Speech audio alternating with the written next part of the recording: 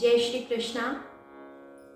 सबसे पहले मैं आप सभी लोगों को इस रंगों से भरे त्योहार की, उत्सव की, होली की हार्दिक बधाई देना चाहूंगी।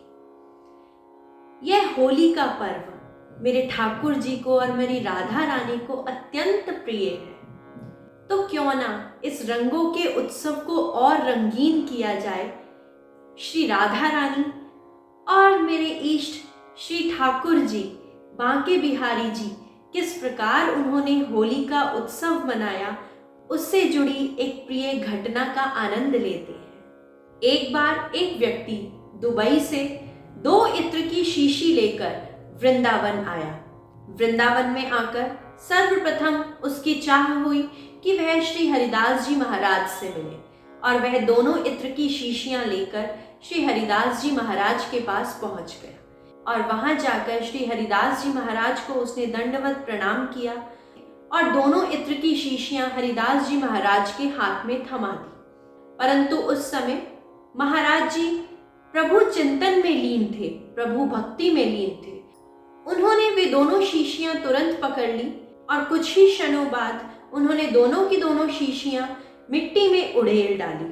श्री हरिदास जी महाराज सदैव ब्रज रज में बैठकर ही चिंतन किया करते थे।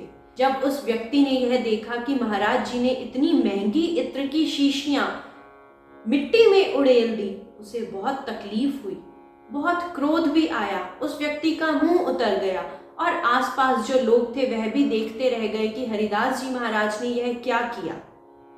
इतने में हरिदास जी महाराज का प्रभु चिंतन समाप्त हुआ। वे अपने ध्यान से बाहर आए। उस व्यक्ति ने हरिदास जी महाराज से प्रश्न किया कि महाराज जी, अगर आपको मेरी सेवा प्रिय नहीं थी तो आप मुझे बता देते, परंतु यह इत्र, इतना महंगा इत्र मैं दुबई से केवल और केवल ठाकुर जी की अंग सेवा के लिए लाया था और वह आपने मिट्टी में उड़ेल दी। ऐसा आपने क्यों किया? क्या मैं इस लायक भी नहीं हूँ? हरिदास जी महाराज ने कहा कि पहले जाकर बिहारी जी के दर्शन कराओ, उसके बाद मैं तुम्हारे इस प्रश्न का उत्तर दूंगा। उस व्यक्ति ने हाथ जोड़े प्रणाम किया। जो ही उस व्यक्ति ने बिहारी जी के मंदिर में प्रस्थान किया, वहां उसने महसूस किया कि पूरे मंदिर प्रांगण में उसी केसर इत्र की सुगंध बह रही थी। खुशबू ही खुशबू थी पूरे मंदिर प्रांगण में, और मंदिर के आसपास की जगह भी उसी इत्र से महक रही थी। उस भक्त की आंखों में अश्रुधार बहने लगी। वह बिहारी जी के दर्शन करने के बाद वापस दौड़ता हुआ हरिदास जी महाराज के चरणों में जाकर गिर पड़ा और रोते हुए कहने लगा कि महाराज जी, ये चमत्कार कैसे हुआ, मुझे विस्तार से बताइए। हरिदास जी महाराज ने बताया कि जिस समय तुम दोनों इत्र की शीशियां लेकर आए थे, उस वक्त श्री राधा रानी और बांके बिहारी जी होली खेल रहे थे और राधा रानी की पिचकारी में रंग भरा पानी समाप्त हो गया था और मैंने उनकी बाल्टी में दोनों की दोनों इत्र की शीशियां उड़ेल दी। राधा रानी ने तुरंत वही इत्र अपनी पिचकारी में भरा और बिहारी जी के ऊपर उस इत्र को पिचकारी द्वारा उड़ेल डाला और इसीलिए बिहारी जी इतना महक रहे हैं। उसकी आंखों में अश्रुधार बहने लग गई कि मैं तो सोच रहा था कि आपने मुझे इस सेवा के लायक नहीं समझा, परंतु ये तो चमत्कार ही हो गया कि मेरे लाए हुए इत्र द्वारा श्री राधा रानी ने ठाकुर जी को रंग डाला। यह किसी चमत्कार से कम नहीं है।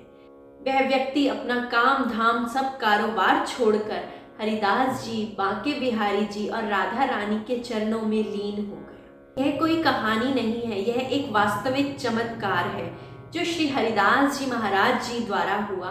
क्यों हुआ यह चमत्कार? क्योंकि वह व्यक्ति जो इत्र लाया था पूरे भाव से लाया था। उस व्यक्ति का भाव था कि किसी भी प्रकार इस इत्र से प्रभु की, ठाकुर की सेवा कर पाऊं। और देखिए चमत्कार कि श्री राधा रानी द्वारा वह इत्र ठाकुर जी पर उड़ेला गया और एक ही बार में उड़ेला गया कि ठाकुर जी महक उठे। तो आइए हम भी प्रण लें कि प्रभु को कुछ भी समर्पण करेंगे तो संपूर्ण भाव के साथ समर्पण करेंगे। भाव के साथ गाया हुआ एक छंद, एक शब्द, एक भजन भी मेरे ठाकुर को अति प्रिय है। अंत में एक बार फिर से आप सभी लोगों को होली की हार्दिक शुभकामनाएं। जिस प्रकार होली के रंग हैं उसी प्रकार आपका जीवन भी रंगीन रहे, होली के रंगों द्वारा महकता रहे। जय श्री कृष्ण।